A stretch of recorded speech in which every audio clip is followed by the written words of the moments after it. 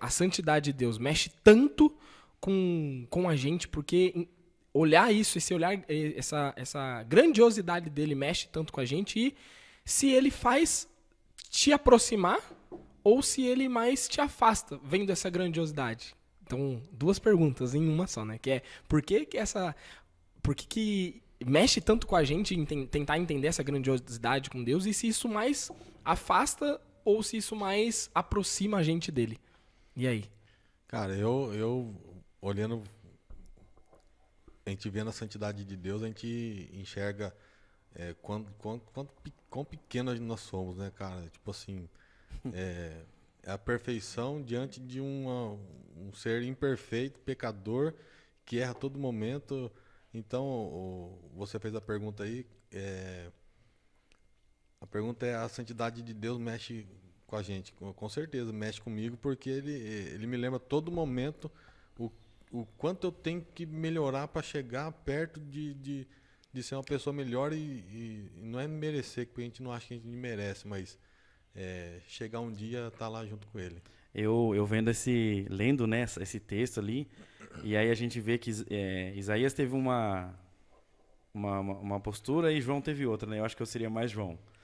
Porque eu olhar tudo aquilo e falar, cara, como isso é grandioso. Talvez você aí de casa não saiba, mas teve, como eu falei, né, alguns personagens da Bíblia teve Sim, esse sim. privilégio. Isaías foi um deles, João também foi um deles, que teve essa oportunidade de ver realmente tudo que tem lá no céu, uma boa parte do que tem lá no céu, né? É porque assim, eu sigo muito ali o Rodrigo Silva, eu gosto de ver as coisas, não sei, eu até falo, às vezes tem um TDAH por trás aí, mas eu gosto de ver as coisas como são feitas, né? Eu gosto de ver, que nem, cara, o dia que você mandou o vídeo da caneca, eu fiquei assim, cara, olha como que faz o negócio na caneca e tal.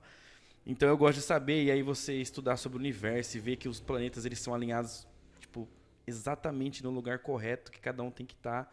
E aí, isso, e eu não vi nada da glória de Deus a olho nu, e eu já fico maravilhado. Imagina você, Deus fala assim, vamos ali que eu vou te mostrar. E aí, me abre assim, e vê Deus sentado no trono, e os anjos, os querubins, todos ali, todos dando glória a Ele. Cara, eu ia chorar, com certeza. Ixi, ia chorar que nem criança. Eu pego isso aí, né, porque a gente tem que... Quando Isaías... A gente tem que analisar um ponto. Na Bíblia diz, né, que quando Isaías viu essa situação, isso mexeu tanto com ele que envergonhou ele. Por isso que eu fiz essa pergunta, porque para alguns vai dar esse, nossa, que negócio lindo, que negócio gigante, vai dar aquela esperança ainda maior, mas no caso de Isaías, pelo menos esse trecho que eu estou pegando, né, a gente vê que Isaías, ele se sente envergonhado. Nossa, é tão grandioso que quem sou eu? E começa a ver, sou indigno, não, talvez isso não cabe a mim, né? Esse não sou merecedor, né, de todo esse ponto. Por isso que eu fiz essa pergunta.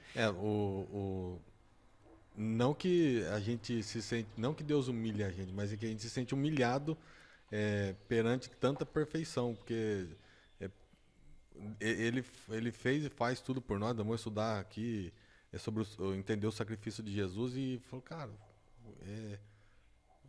por que por mim? Ele não precisava de nada disso, e fez. E a perfeição a perfeição que é Deus, a gente tem que se sentir envergonhado do que a gente é e procurar melhorar cada dia, ajudar mais o próximo, amar mais sua família, cara, estudar mais a Bíblia, amar mais a Deus, com certeza, se aproximar. É isso que eu penso, cara. Vai aí. Até fazendo um link com o que o Gregory falou, eu lembrei da passagem também da pergunta feita pelo Vitor, que João capítulo 3, que Jesus está ali dialogando com Nicodemos. E ele, num dado momento da conversa, ele fala: a luz veio aos homens, mas os homens amaram mais as trevas. Por quê? A luz revela os traços ruins de quem está sendo iluminado. Então, a pessoa mal intencionada foge da luz, que a luz revela as más intenções e revela os defeitos. Então essa que é a questão de por que a gente se sente mal na presença de Deus. Nós somos irremediavelmente pecadores, todos nós. E por isso que nós nos sentimos pequenos, como vocês falaram aqui, nos sentimos envergonhados na presença de Deus. Mas se nós temos a intenção de ser limpos por Deus, de que a luz de Deus resplandeça sobre nós, para que a gente dê oportunidade para o Espírito Santo nos limpar, então a gente tem prazer em estar na luz, e não assim como Nicodemos, que ele foi buscar Jesus de noite e não de dia, com vergonha de se apresentar perante o Senhor Jesus. Então, quando a gente tem a intenção de buscar a luz, mesmo que ela ilumine e revele a todos os nossos pecados, mas se a gente tem a intenção de buscar a luz para ser transformado pela luz, então a gente sente algo bom, assim como o Jonathan falou, assim como João sentiu diante da presença de Deus ali naquela visão do Apocalipse. Pegando esse sentimento que você trouxe do sentir algo bom, conversando nos bastidores aqui, eu não lembro de algum momento que vocês conversaram ou falaram sobre a situação de, cara, conseguir ver Deus em determinada situação. Isso já aconteceu com vocês? Eu, talvez não tenham a visão de igual a Isaías, igual o João, mas já aconteceu com vocês de vocês olharem para algum lugar, seja alguma paisagem, seja alguma situação, a Bíblia, uma lição, sei lá, qualquer outra coisa que você... É como se Deus estivesse sendo exposto ali para vocês? Já aconteceu? Eu, como eu falei, eu vejo muito a perfeição de Deus quando eu gosto de ver falando sobre o espaço, o universo. Porque, cara, é um negócio tão perfeito que, tipo assim...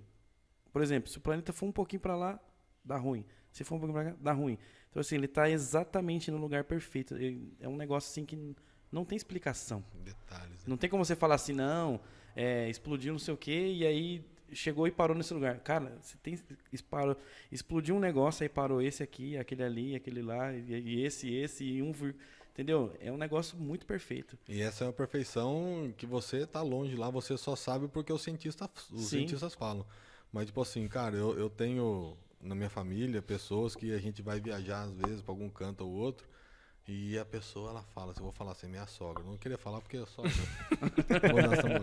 dar essa moral pra ela. Mas tipo assim, ela para assim, ela fala assim, é tão puro e tão inocente, inocente assim, que eu vejo ela uma pessoa bem pura. Ela olha assim pro mar assim e fala assim, olha que perfeição de Deus. Tipo assim, e a gente tá ali só querendo jogar bola, pular uma onda e comer um milho verde e tal. Daí você senta do lado dela assim, e fala assim, ó, dá uma olhada como Deus é perfeito. Olha isso, olha como... Cara, então é isso aí. Tem coisas que a gente não vê, a gente sabe por cientistas, e tem coisas que a gente vê. Até uns episódios atrás eu li uma parte aqui da Bíblia que fala não lembro nem se é da Bíblia ou se é do guia. Tipo assim, a gente tem que olhar para uma flor e ver Deus, olhar para uma borboleta e ver Deus, olhar para um vento que bate na gente e ver Deus. E em tudo, para minha vida, você perguntou aí, eu associo tudo que acontece na minha vida a Deus, porque é clichê falar, me atrasei, o pneu do meu carro furou, mas graças a Deus que furou, porque pode ser que eu estava naquele acidente que aconteceu lá. E todo mundo fala isso aí, mas é real e eu sinto isso aí o tempo todo. Eu sinto e põe em prática na minha vida. Cara, tudo que acontece, e às vezes a pessoa reclama e fala assim, cara, fica tranquilo, porque aconteceu porque era para acontecer. Então eu associo todos não, eu faço mais os pontuais do dia a dia meu como vontade de Deus na minha vida.